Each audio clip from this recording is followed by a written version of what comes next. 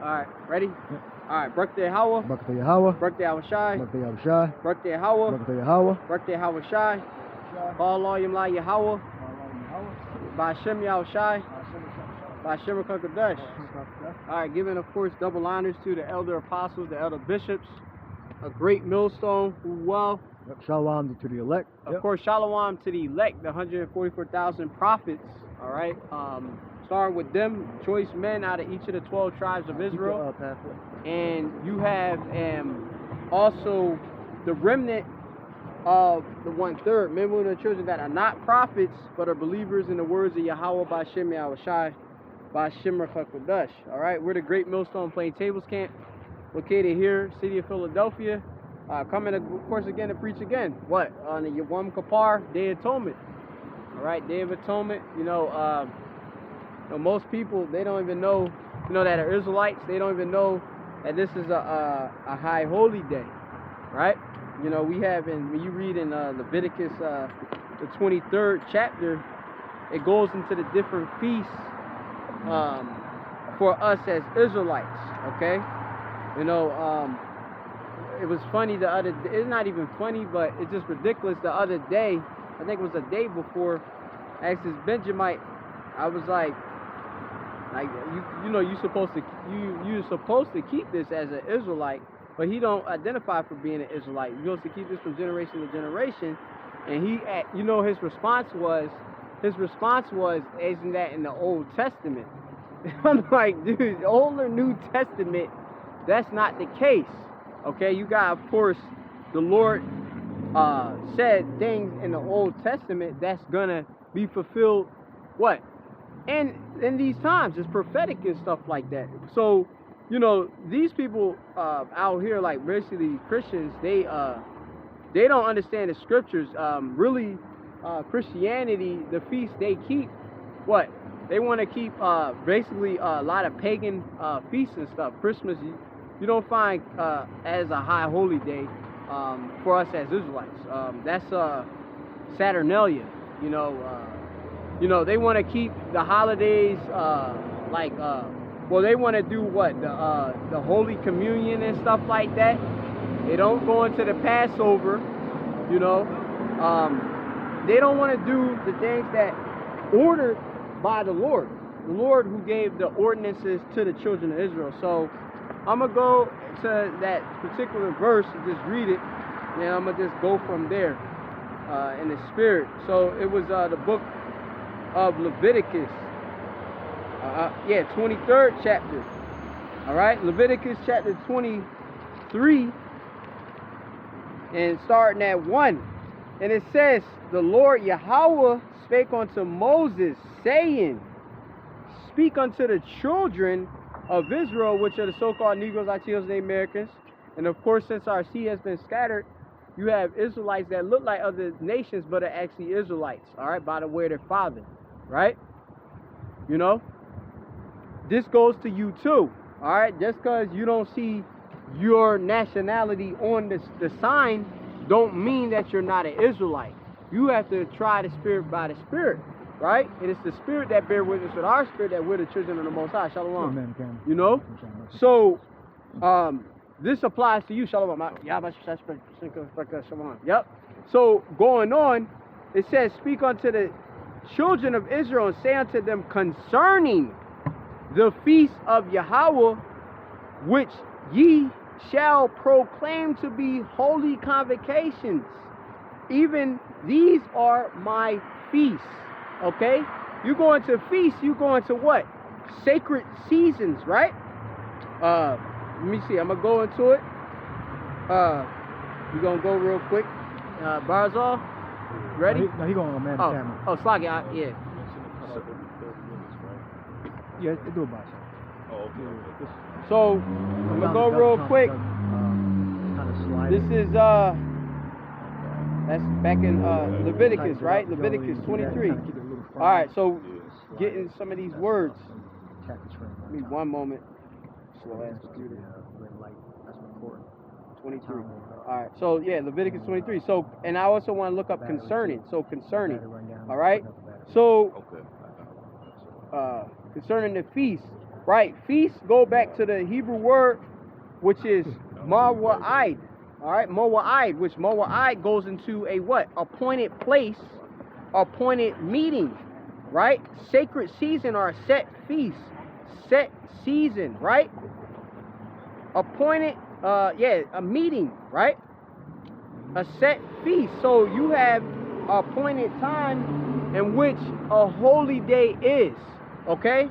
In which, in our case, this being, you go to Leviticus chapter, which is a Sabbath as well, all right? Which is a day of rest, okay? You go to Leviticus, I believe that's the 17th chapter. What's that? Let me get it real quick. Leviticus 23 and verse, where that is, 28. Is it? Let me see, hold up. So this is Leviticus chapter 23, and this is verse 26.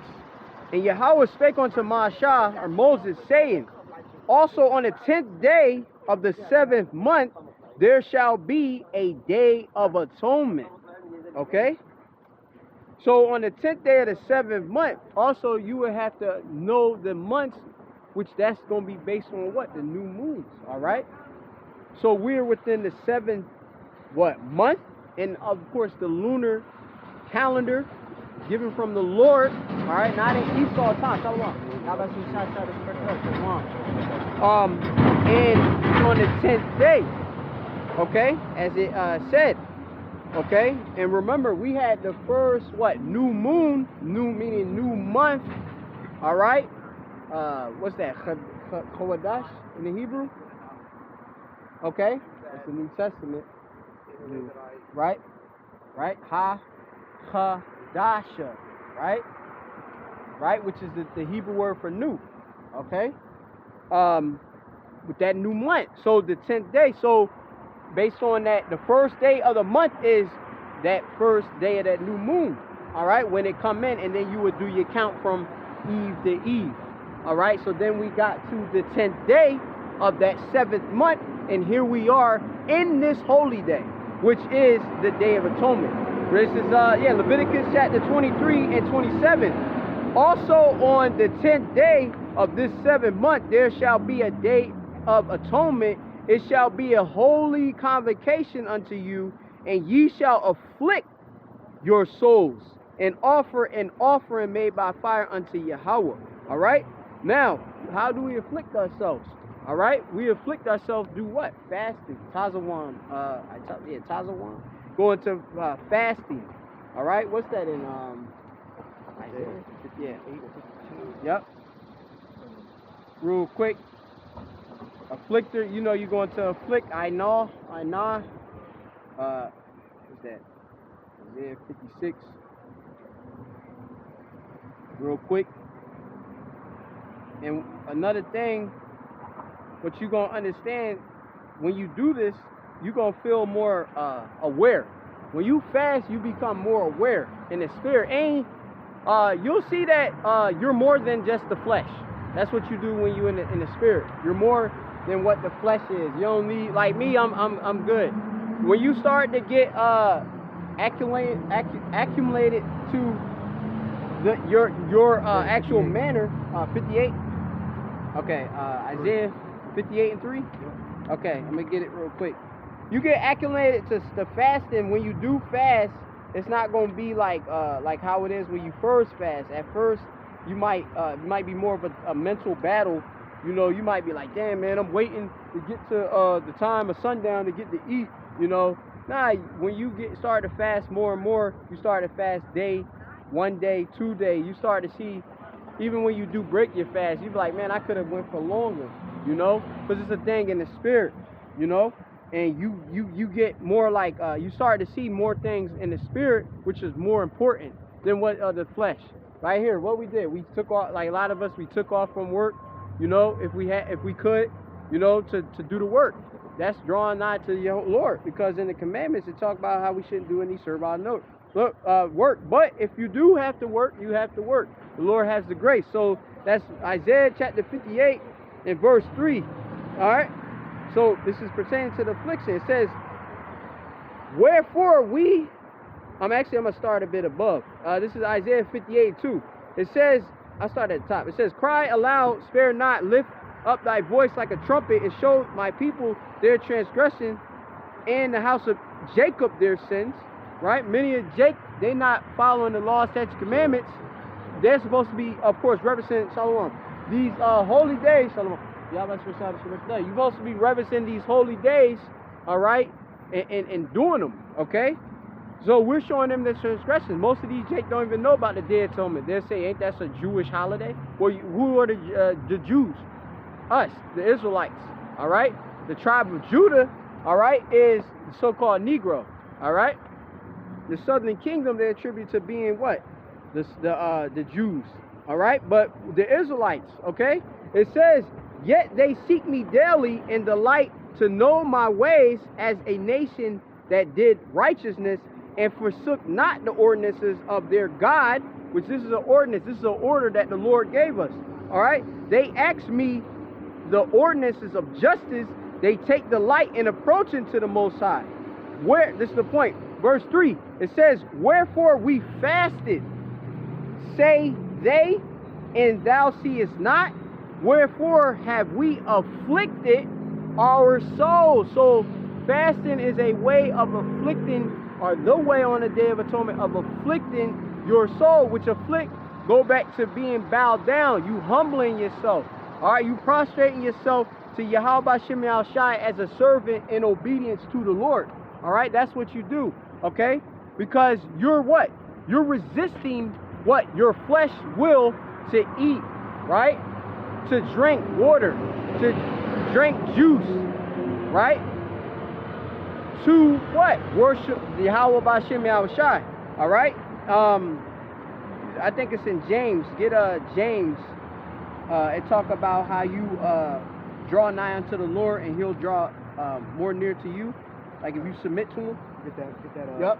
Malacca. All right, it's in James. They go into. All right. Okay. You want 2? James 4 and 8. 4 and 8. Yeah. Oh yeah, start a bit above at 7. James. Oh, actually start at 6. Sakyat. 6. Yep. James chapter 4 verse 6. But he giveth more grace, wherefore he saith, the Most High resisteth the proud, but giveth grace unto the humble. Right. So yeah, read that again. James chapter 4 verse 6.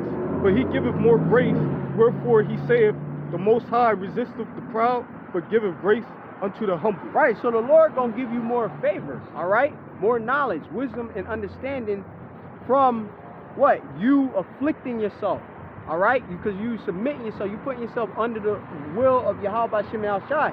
You're not doing thy will, your own will, you're doing the will of the Lord, okay?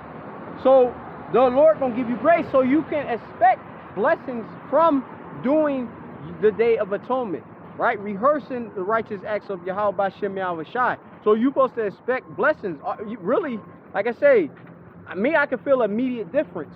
Once, of course, the evening started, I said, all right, it's that time. And, it's like I tapped into another spirit.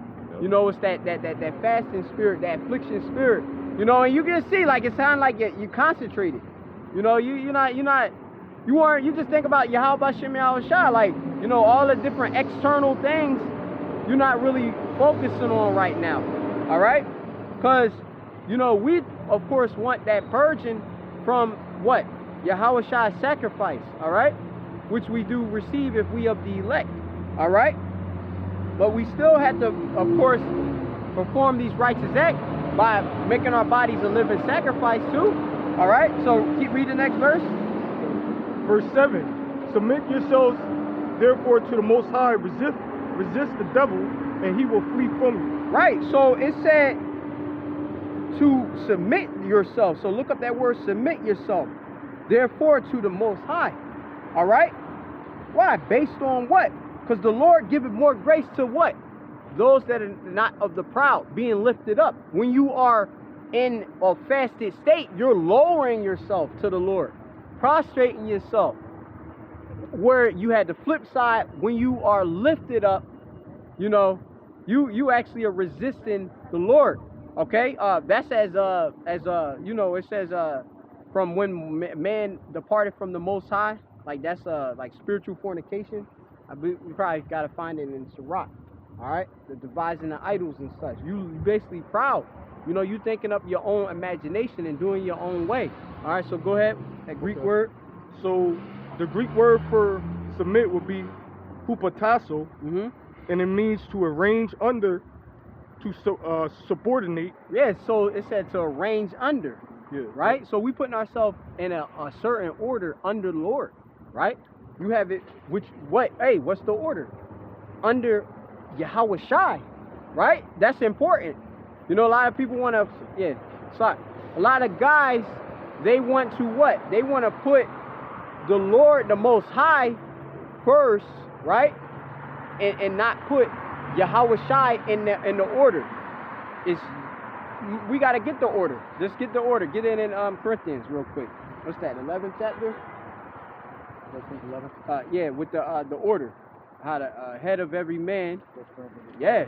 Because this is a particular order. So when you actually are setting yourself in array, in order, I think Yakalba got it. Yakalba got it? Yeah, Tra, he got it. You just say 1 Corinthians 11:1. Right? Be therefore followers of me, even as I also am of Mashiach. Right? Which just as you know, coming in the stead of Paul, all right, which Paul itself go back to Paula Ice, which meaning basically being low. All right? Little, right? Go ahead. And when you are humbling yourself to the Lord, you lower yourself. Okay? Go ahead. Now I praise you, brethren, that you remember me in all things, and keep the ordinances as I delivered them to you. Right. So you have to preserve the ordinances, all right? Okay? Of course, you know Paul was being a Pharisee of the Pharisees, would tell you, oh, all right, well, you know, if you built up, okay, you should keep the Day of Atonement. You understand it, right? Go ahead.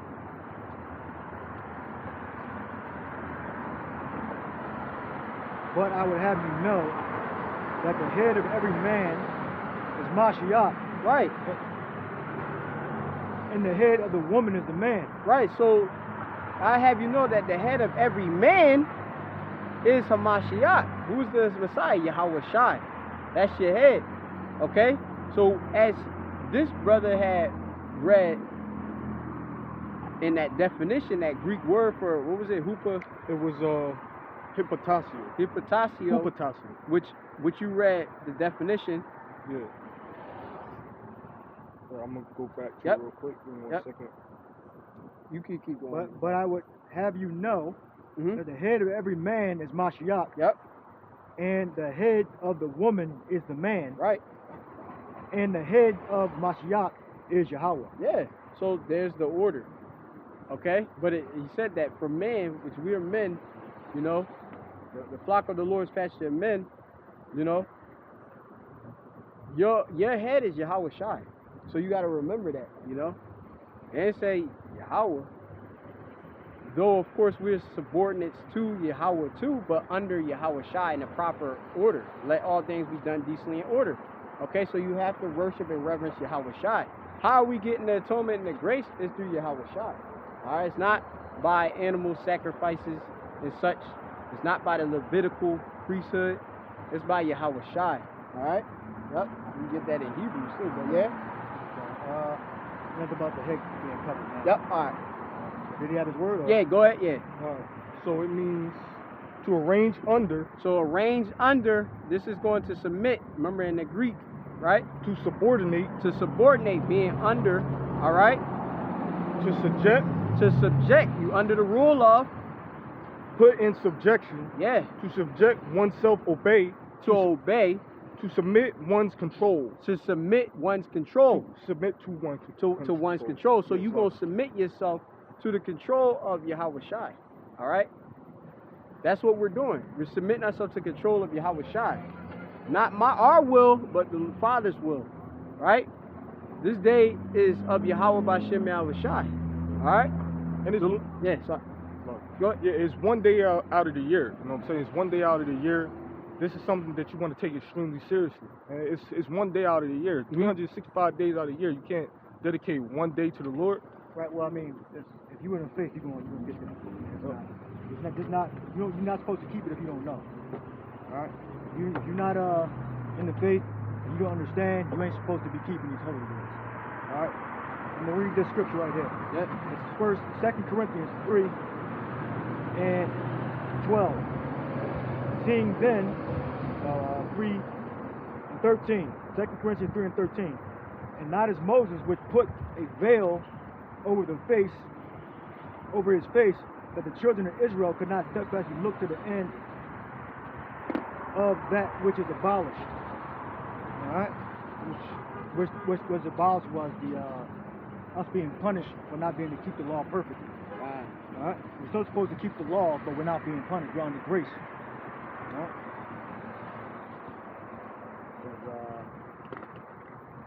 But we're still under the curses at the same time, even though we're not being put to death for not being able to keep the commandments perfectly. We're still there's a balance to keeping the commandments and having liberty. All right, and that's up to the spirit. The spirit determines that, because you can commit adultery. All right, you know you're not supposed to commit adultery, right? But the Lord can still kill you, or he can give you space for you to repent. Yep. All right. That would mean what? The Lord took the penalty of the breaking the law away from us. Sorry. All right. Good. Yeah, that makes sense. It says 2 Corinthians 3 and 14. But their minds were blinded, for unto this day remaineth the same veil untaken away in the reading of the Old Testament, which veil was done away with in Mashiach. Right? So we know that the law was holy and just and good. Give me Romans 7. I believe Romans 7:14. The scripture says the law is holy, just, and good. Romans 7:14. Book of Romans chapter 7 and verse 14. And it reads, it says, for we know that the Torah, the law, is spiritual, but I am carnal, so under sin. Right, the law is spiritual.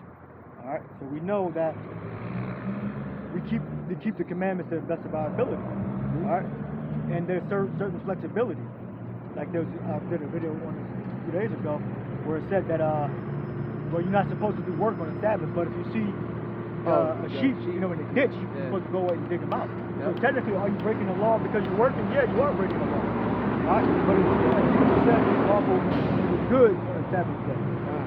You're guiltless, you're blameless. Right? Yep. Going on. Oh, sorry. Yeah, go ahead. Read it again. Yeah, so this is Romans 7 and 14. For we know that the law is spiritual, but I am carnal, soul under sin. Right, you're carnal, soul under sin. So you have, basically Paul is saying, yeah, the fault is within my flesh. Mm-hmm. All right, that's what the fault is. It's not really in the law. However, if the law was perfect, then we would be able to use it.